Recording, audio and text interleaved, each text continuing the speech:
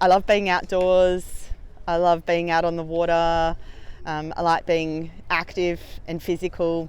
Now that I'm coaching, I think sailing builds a lot of really important life skills: independence, resilience, teamwork. You make a lot of friends through sailing, and it sort of has the ability to push you out of your comfort zone. And I think it is a sport you can do for life. You can start when you're 7, and there's lots of people that are still sailing in their 80s, and you can keep progressing and learning something new. There's different classes, and now windsurfing and foiling is really starting to take off, which is exciting. So there's always something that you've got to learn. You can try a different class and get involved just in so many different ways. I just love being out in the wind and the sun. I love probably the teamwork and the people we sail with. It's great fun being with lots of your friends. The club's just a great place to be. You meet so many really nice people that that's probably my favourite thing, is the people and just being out in the river, out in the sea. Having the boat settled and travelling to windward well, I think, is a very satisfying feeling. The rest of it is it comes after that. But it's really just about getting out on the water and enjoying the experience. As Barry said, we've got to a stage now where winning isn't everything, it's just getting out there and enjoying it. It allows a whole mix of different people to come together in a team sport, to really be out in the elements, in nature, with the wind and the sun, and have some good clean fun. And I think it's one of those few sports where you can actually do it for an extended period of your time in your life. So you can start when you're young and you can still be sailing when you're 93, like Len Randall. Len invented pelicans, incidentally, so he designed pelicans and a lot of other boats, sailboats and motorboats. 8 years old in a home-built canoe, and I've been sailing ever since, and I'm now 97. We change what's my favourite thing, because probably sailability is my favourite thing.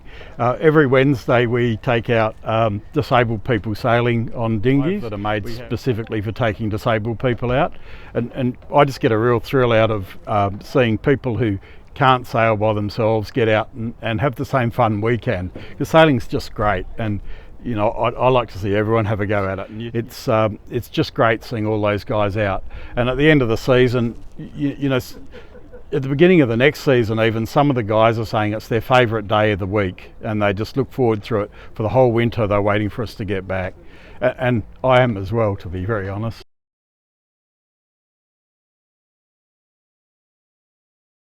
I learnt when I was 7 or 8 down at Fremantle Sailing Club here in Mira dinghies. There wasn't Optimists, it was a volunteer run sailing program at the time, and then I progressed throughout my sailing with different classes, a little bit in the laser, 420. We had the 505 Worlds here, which there's a great group still sailing. When I was in year 10, I did the 505 Worlds at the Olympics in Beijing, where we won a gold medal, which was a really amazing experience. And prior to that, lots of travelling around the world. We lived in Sydney, training with the Australian sailing team for a couple of years. And then after the 470, I've always loved steering, but being quite tall, I never had the opportunity to steer until the skiffs came in. So there was a new high performance skiff class called the 49er FX. So I decided to transition into that and give that a go. And I did a couple of years campaigning in that. So I come from a country town about 150 kilometres from the coast. So when we were, about 8, my parents bought a yacht, and we just went round and round in circles on a dam, which wasn't a heck of a lot of fun. And in summer we used to get to take it down to Busselton and sail down there. So our first boat was a Pelican like Matt, and then we moved up to Mira dinghies. And then after that I had a big break from sailing for a long time. I went overseas for a while, and I've come back here, and I've been sailing here for probably about 6 or 7 years this time. Started sailing in dinghies when I was a young boy. My dad was heavily into pelicans, so I went from pelicans into mirrors, and then I went into lasers, which was a good fleet to learn competitive sailing in, because it had some pretty experienced sailors and they knew the rules and that kind of thing. So I sailed here at south of Perth on a laser, and at one stage I was sailing in Augusta and Busselton as well, often in the same weekends. Really enjoyed dinghy sailing, and then had some time off to have young boys, probably about a decade's break, and then came back into sailing with King Canute, which we're sitting on now. I think it's a good sport mainly because I think it crosses generations. You can have young people, a wide range of ages, sail together and do things together. I sailed many years with my father, so I just like that, and I like the tactics of sailing. It's a bit like chess, really. There's a lot of tactics in it, and there's a lot more in it than people meets the eye, you know.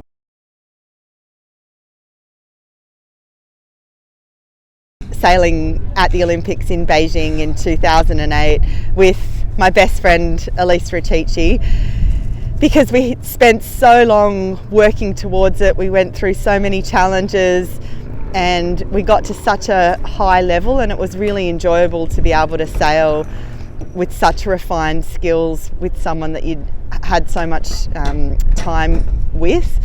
And I think just standing up on that podium and having that sense of relief that all that hard work had paid off and something that we could enjoy together. And the men's team from Australia, Nathan and Malcolm, also won gold medal at the same Olympics, so it was a really special time for them and us and our coach. Well, if I go back to when we were kids, we'd go down to Busselton and we'd take our mirror dinghies out, and there were 2 or 3 mirror dinghies there. But before the race, we'd go out and collect. Back in those days, there were lots of crabs, and we'd collect buckets of crabs. And we'd have these races. We'd have buoys, and we'd have to sail around the buoys, and we'd throw the crabs at the people in the other boats to see if we could fill their boats up with crabs. And it was the boat that got the most crabs into the other boat that won, not the speed. And that was always a lot of fun as kids. We thought that was great. Sydney to Hobart, which we did on Banjo Patterson. We ended up being in Constitution Dock, and a few of us, an English ship came into town, a big warship called the Glamorgan, and it was all lit up at night with a big dragon symbol on the bridge.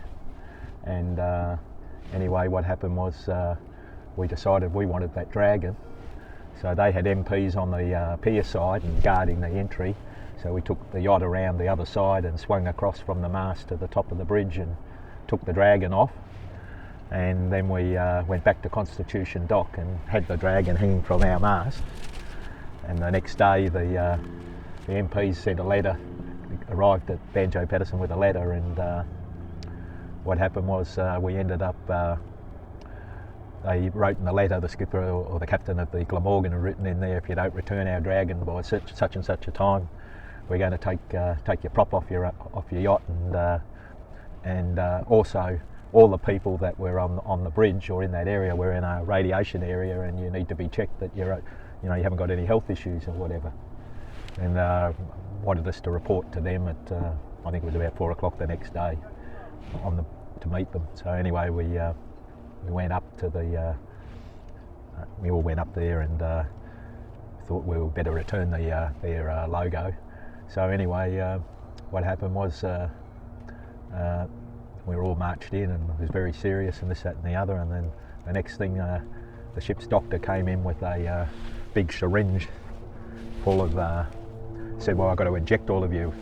Anyway, it was actually full of Scotch whiskey, and they poured the Scotch into all the glasses and this, that and the other. And anyway, we had to barter to work out, a deal to return the actual the dragon back to them, And we ended up having to do a deal with them, and on Banjo Patterson we had the poem for the Snowy River poem printed out downstairs on the bulkhead, and we had to give that to them, and they gave us a little plaque of their dragon, and we returned their big dragon so they could put it back on their boat. So that was pretty much it. That's one of my stories. Sailing experience, I did a lot of ocean racing, which I thoroughly enjoyed. I've done 2 Sydney Hobarts, both of which we had gales, but were both a great experience sailing Sydney Hobarts. I sailed ocean racing in my own boats for 40 years and won the Bunbury race, the naturalist race, and a lot of local round the island races in ocean racing. But in club racing, I've sailed out of South Perth most of the time, but also Freshwater Bay and Royal Perth with my own ocean racing boats. And when I built cruising boats, I would sail with someone else. And this one currently is owned by a guy who likes the boat to go out, but he doesn't bother sailing, so we sail it.